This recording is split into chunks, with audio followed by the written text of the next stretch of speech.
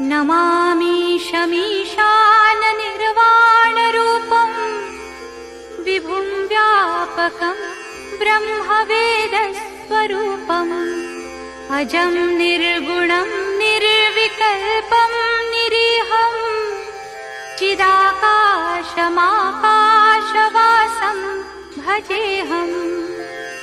निराकारमोङ्कारमूलं तुरीयं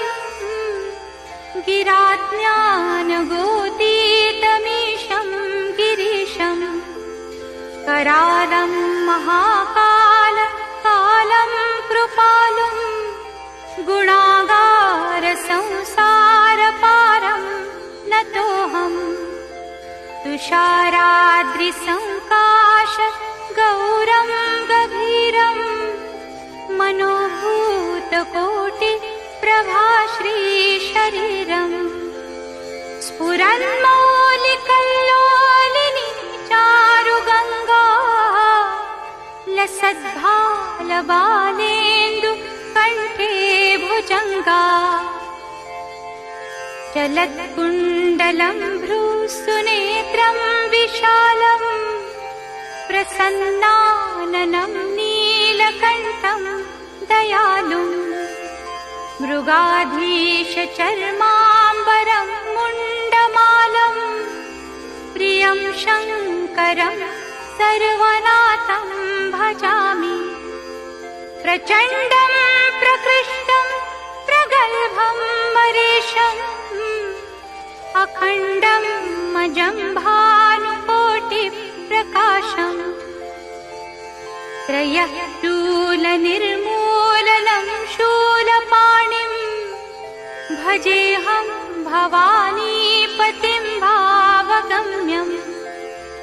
कलातीतकल्याणकल्पान्तकारी सदा सच्चिदानन्ददाता पुरारी चिदानन्दसन्दोहमोहापहारी प्रसीद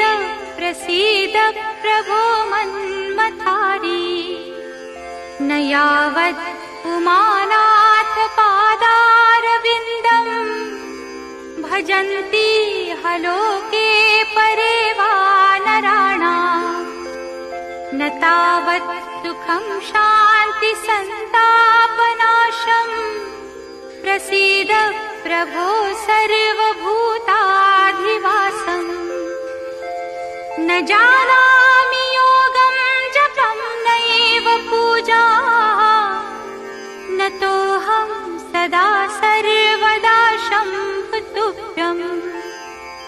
जराजन्म दुःखौघतातप्यमानम् प्रभो पाहि शापान्नमामीश